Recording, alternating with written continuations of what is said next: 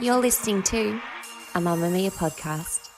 Mamma Mia acknowledges the traditional owners of land and waters that this podcast is recorded on.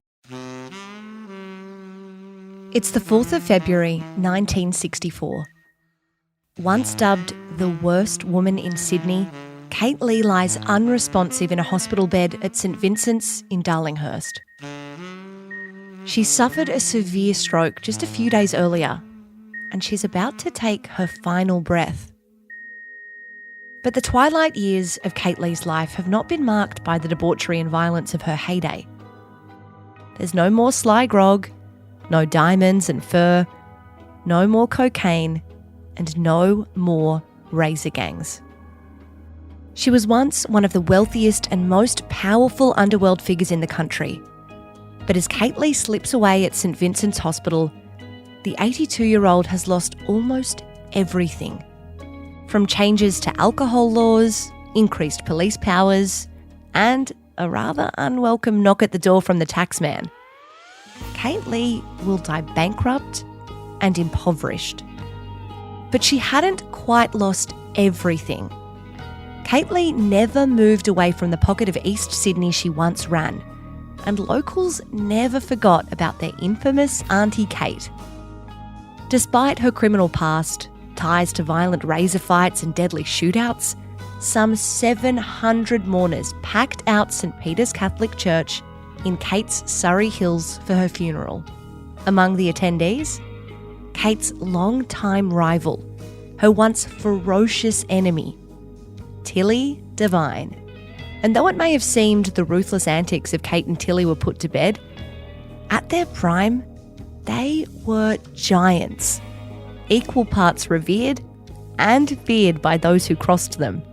Long before their time would be up, these forced to be reckoned with women left an indelible mark on one of Sydney history's most notorious chapters, the Razor Wars.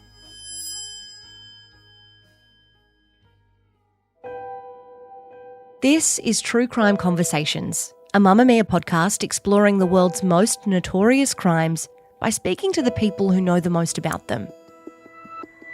My name is Emma Gillespie, and this month we're examining the life and crimes of Kate Leigh and Tilly Devine. On the last episode, we heard how Tilly journeyed from the impoverished alleyways of London to dominate Sydney's brothel underworld. This time, we're shifting focus to Kate Leigh, how she rose to command the illicit supply of drugs and alcohol in East Sydney to become one of the country's most infamous organised crime figures. If you asked the punters of the 20s and 30s if they thought the likes of Kate Leigh would live to see 80, they might have called you crazy. And yet, the worst woman in Sydney somehow endured. So what gave Kate Leigh her staying power? Where did she come from? How did she make a name for herself? And what of her extraordinary feud with Tilly Devine? I'm speaking with Dr. Lee Straw to learn more about the original crime matriarch of Darlinghurst, who she was, how she found her way from central western New South Wales to the gritty heart of Sydney and all its vices. Lee is an academic, historian and writer of The Worst Woman in Sydney, a biography of Sydney underworld figure Kate Leigh.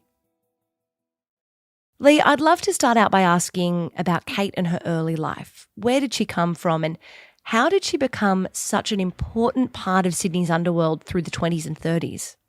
Kate Leigh was a country girl, and so she came from Dubbo. The family had been there for a while, and she was one of 13 children, so quite a large Irish Catholic country family. And there's always an element of when there's so many kids in a family, you're going to get a couple of rat bags in there. So she and a couple of her brothers were kind of at times left a little bit unsupervised in the sense of wandering about the streets, catching up with people. Police were a little bit concerned about what they were doing at a young age. There was an element of where they were sort of experimenting a little bit with a sort of low-level thieving. And then Kate, Kathleen, as she's known, Kathleen Behan, was a very beautiful young girl. She had striking blue eyes and a really fierce personality from a very young age. So very headstrong, very confident. And it happens that in her teenage years, she starts to become, it's alleged, associated with a couple of prostitutes, sex workers, as we would say these days, in and around Dubbo. Whether or not she actually had any involvement in that, we don't know. But in those days, late 19th century, you're looking at the 1880s, 1890s, any kind of association with women in that profession wasn't a very good thing, and it was socially looked down upon. So in her teenage years, she comes to the attention of police and she goes through the courts, and she then also has her parents who say, we can't look after her, she's too much trouble. And so she's sent away to Parramatta Girls' School. And as we know, that was a pretty harsh place for teenage girls to be sent to. So that's where Kate finds herself in her teenage years, and it's not until she's 18 that she gets out of the institution. What do we know about Kate's parents? I mean, it sounds as though she got caught up in the wrong crowd, or her brothers were getting mixed up in the wrong types of things. Were her parents ever affiliated with any of that stuff? Not that we know of. There's nothing in terms of her parents having ever engaged in sort of low-level thieving or anything more mid to high range in the criminal world. It just really seems to be that you've got a large country family, and she just became, as the authorities referred to her, a wayward girl, as they would refer to pretty headstrong and troublesome girls at the time. Speaking of wayward girls, Parramatta, can you take me into that world a little bit, that sort of pseudo school meets juvenile prison? What were the conditions like for a young girl there? If you can imagine, as a teenage girl, you've already got the stigma of being in a core where you've got police officers alleging that you are associating with prostitutes. You've got questions around your family life. And then she's come from country New South Wales and she's sent to Parramatta. So she's not been to the city before. So that for her was initially a bit of a shock. And if you imagine going to Parramatta, and that is an institution, it is not a place that's meant to be a nice institution or somewhere that you would be shown love and care and actually sort of treated with the sense of where you are a part of society. It was a way of sort of reprogramming young girls and teenagers into being good women. And the idea of a good woman is that you knew your domestic duties, that you would marry, you'd have children, you'd set up what was socially acceptable as a family life at that time. But in order to do that, there were such strict rules in the institution. The girls worked hard. Kate worked in the laundry, which worked over many long hours through the day. It was pretty arduous work. And it singled her out again as, you're not like the other girls in society. We've got to work you really hard so that you learn your place. And there's many stories. Kate never talked about her time at the institution, but there's many stories that have come out since about the kind of abuse that the girls suffered, and it was both physical and mental abuse. And so I think that explains a great deal of where Kate went when she came out of the institution, because it was such a regimented, hard, difficult place, and also was just so demeaning to girls as well, that she came out of that and thought, no, I'm going to be my own woman and I'm going to take charge of my own life, which was a pretty courageous thing to do. So if the goal was to straighten out a girl like Kate, then that goal was well and truly missed.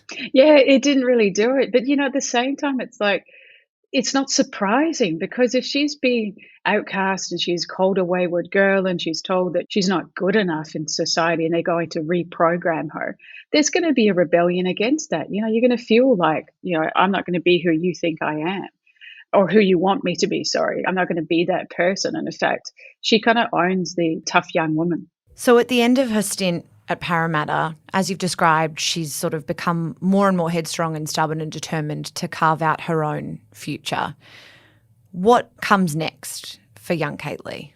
Well, what comes next for young Kate is that she's still Kate Bean at the time, and she ends up in eastern Sydney, the inner eastern suburbs of Sydney, very working class, very tough streets. And so in order to, I guess, survive in those times, this is, looking at turn of the 20th century, okay? So the issue of poverty was a problem in eastern Sydney. The rentals are certainly very high. And then you've got a lot of people crammed into various terrace housing and kind of dilapidated structures at the time. Initially, she's around kind of Paddington, then she moves to Surry Hills and Darlinghurst, and she ends up taking up with a fella called Jack Leigh. And it's from Jack Leigh that she takes the name Leigh, but she anglicizes it because, in fact, Jack Leigh was L-E-E rather than the L-E-I-G-H that Kate takes on. And so she takes up this young Jack Leigh. They are married, but before they are married, she has already found herself to be pregnant. And so there's another element of where she's trying to kind of create a family life, but it's a very difficult thing, okay? If you are an unmarried young woman at that time, again, that's another stigma that's placed on Kate's shoulders. But this Jack Leigh's a bit of a character as well. You know, he's been dabbling in a bit of low-level crime, and he's also been charged and convicted with possession of opium. So that's the kind of world she finds herself in as a late teen, initially an unmarried pregnant woman, and then she marries Jack and she has her daughter Eileen. What happens to Jack? Well, Jack actually kind of is a bit of a drifter, and he takes off on Kate. He doesn't stick around. He's not there to look after Eileen. There's issues around whether or not he has more of a connection to the opium problems of the time, or whether or not he's just this kind of low-level crook. But he doesn't really stick around. And Kate then takes up with some other people in the area and a couple of friends that she has for a number of years. What was Kate like as a mother? Can you tell me a little bit about her relationship with Eileen? A very fraught relationship over the years. They were similar in many respects, but also there was the tensions of Kate's later career in organised crime, and Eileen was partially involved in that. But I've certainly listened to locals and also listened to interviews that people have conducted with members of Kate's family, and they actually said that she and Eileen didn't get on very well later on in life. It was very difficult for Eileen as well when Kate was establishing herself, because in establishing herself as a businesswoman, it's not an easy place for a young kid to be. And so Eileen had to kind of look after herself in some respects. You're listening to True Crime Conversations with me, Emma Gillespie. I'm speaking with Lee Straw about Kate Leigh, the worst woman in Sydney. You've sort of touched on this already in terms of those inner city Sydney suburbs that were, you know, havens for kind of organised crime and slums essentially. But today we know those areas to be some of the most expensive parts of the country. Can you take me back to sort of the King's Cross, Darlinghurst area in the 1920s and give me a bit of a sense of what it was like, what was going on, what kinds of people were hanging around those parts? Okay, so you're going back to the 1920s. What you're imagining is that these are the kind of areas where people avoided. Okay, you didn't go into those areas unless you had to. If you lived in the areas, if you're working class and you work in the factories or you live in the area, then it's just part and parcel of life. And there was a real community feel to the areas too. Woolloomooloo, Surry Hills, Darlinghurst. The locals looked out for each other. But on the outside of that, there was a lot of characterization of these areas as bad places. You don't go into them at nighttime. And actually, in truth, you didn't want to go into the areas at nighttime because there were gangs, because there was violence. And there were houses where sly grog was being sold, and there was cocaine deals that were being done on the streets and in houses as well. So they were pretty rough parts of the city. And they were rough. They were not gentrified as we see has happened in the suburbs in recent years. So some of the structures were pretty awful in terms of houses that were almost falling down. The woods houses especially were kind of dilapidated, with many families living in one residence itself. So you've got a lot of poor people packed into the area. You've got factories. You've got the pubs that are in the area. You've got the streets where the young gangs and the youths are wandering about the streets as their kind of territory. And then you've got the young women and the women who are working the streets too, that they have their territories, their patches in terms of the sex work that they were involved in. So they're pretty rough streets, very, very rough. Going there now into Surry Hills and Darlinghurst, I think you have to stretch your imagination just a little bit to really imagine what it could have been like a century ago. But I reckon there's parts of Woolloomooloo that I sort of think actually there's a little bit of the old still exists there, which I kind of like. Yeah, our office is in Woolloomooloo, and depending on where I park my car some days, I'll take a long way around because it's not that hard to imagine, but you're absolutely right. Yeah. When did laws around drinking change, and how did the sly grog business emerge? So the laws around drinking changed during World War I. There'd been a bit of pressure from the late 19th century, from the temperance societies, actually just from really worried community members about the social problems of drinking and alcoholism and the effects that it had on families in particular. But the First World War made things worse because you had soldiers who had come back from the war. And one of the things that not all of them, but some of them did, is that they would drink to excess to forget some of the traumatic memories of what they had actually gone through. So you got the soldiers who've come back from the war or during the war when they've been repatriated. And so that exaggerates an already a situation which was seen as problematic. So during the First World War, we see the legislation that comes in to close the pubs early. So the pubs close by the end of the First World War. The pubs have closed by 6 p.m. in the evening. And the idea is that if you can't get to the pub, then you can't keep drinking. But what happens is that rather than us having prohibition like they had in the United States, we actually had referendums on prohibition. We didn't go the route of prohibition. We decided to close the pubs early. The idea that you could close the pubs early and people would stop drinking left the door open to the black market. So I leave it open to sly grog selling, to people who were opportunists who think, well, I can actually make a bit of money because people still want to drink in the evening. And that is where Kate Leigh stepped in. She saw an opportunity. She said many times over through the years that she was merely giving the community a service that it wanted, that it wasn't anything to do with crime. She's very careful in how she portrayed herself. And so she starts to dabble in a bit of sly grog selling and then realizes that you can sell knockoff booze in the evening and make a lot of money from it. And so she does that from the end of really you're looking at sort of into the 1920s that she really takes that up. And it starts to really take off by the middle of the 1920s. What does that tell us about Kate's character, that she had this obviously criminal savvy, but also a kind of a business savvy, that she saw this opportunity and went for it? Yeah, I think she was a smart businesswoman. You can say on the right or the wrong side of law, however you might say it, she certainly was a businesswoman. And she learned how to be a businesswoman on the streets of Eastern Sydney. She was watching what was going on. She's got the police officers that she talks to, the pub owners that she can have a chat with. She's a part of that community. And she creates an image of herself as a community member in order to be accepted by that community, because the locals are really tight-knit. So if you're doing the wrong thing in Darlinghurst or Surry Hills or Woolloomooloo, the locals won't accept you. They just won't have anything to do with you.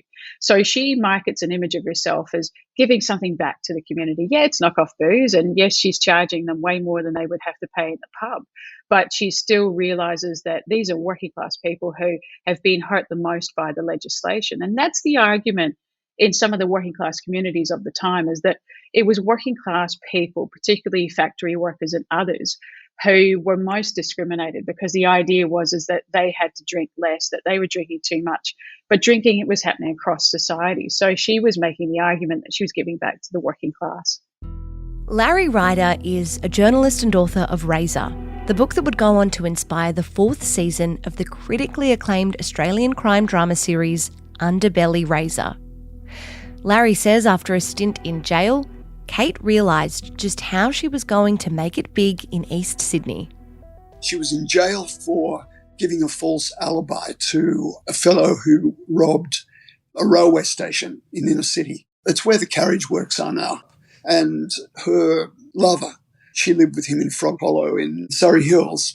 She stood up in court and said, Your Honour, he couldn't have done these things because he was with me at home in Frog Hollow. And of course, that was proven to be wrong. So she was sent to jail for a number of years. And when she was in jail in 1916, she read that all the pubs were closing at 6. And so she worked out a plan whereby she would use the back rooms of existing terraces or a factory or her own home.